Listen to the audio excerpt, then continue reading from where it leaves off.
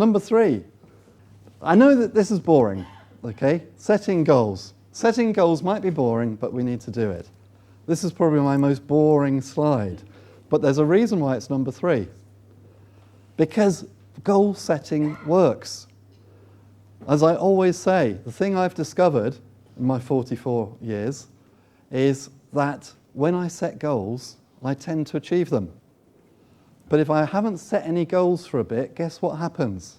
If I haven't set goals, I just tend to bumble along. But when I set goals, I tend to achieve them. So knowing that when I set goals, I achieve them, what do you think I should be doing more of? Setting goals, setting bigger ones. Or when a goal's completed, set a whole new set of goals. And it's boring, because we all go on about it, and boring. Go and watch Brian Tracy on YouTube, who's great, by the way. But it's just one of those boring things. Thing is, though, it works. So show me your hand if you do set goals. Now keep your hands up nice and high if you put your goals in writing.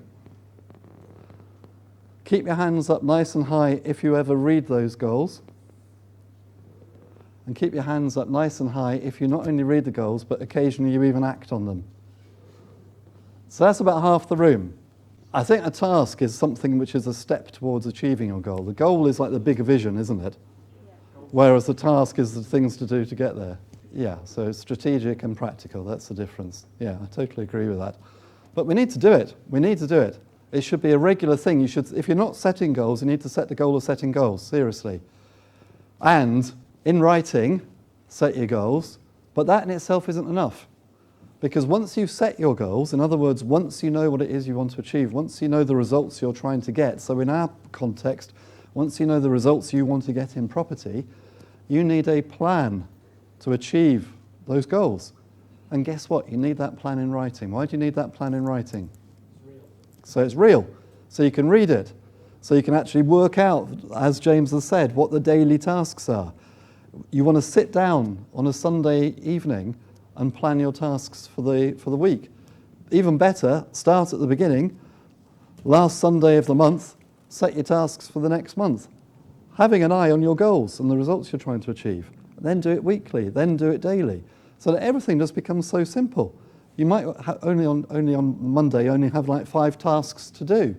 And they may not seem very exciting or very big, but it's the cumulative effect, isn't it, of actually knowing what it is you're trying to achieve and thinking what the tasks are, James, to actually get you to that result.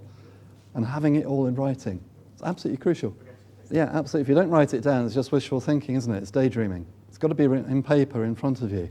And when you can remind yourself of what the results are, in other words, your goals, and then think about the actual practical steps to get those goals achieved, it will just make such a massive difference, the amount that you can achieve.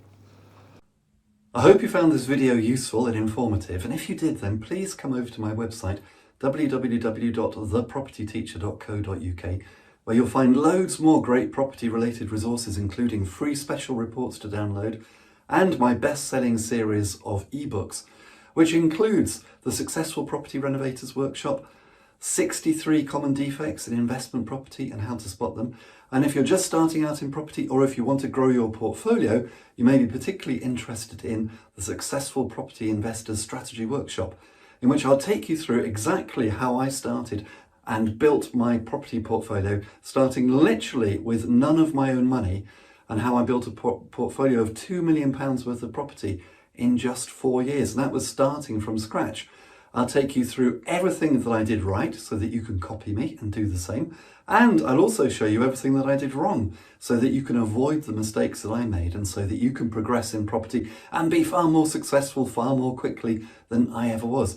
And this is based upon my own real life experience, and it took me about 4 years to actually work out how to do property investing properly.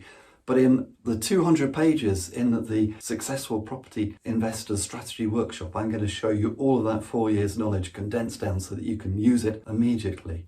And until next time, here's to successful property investing.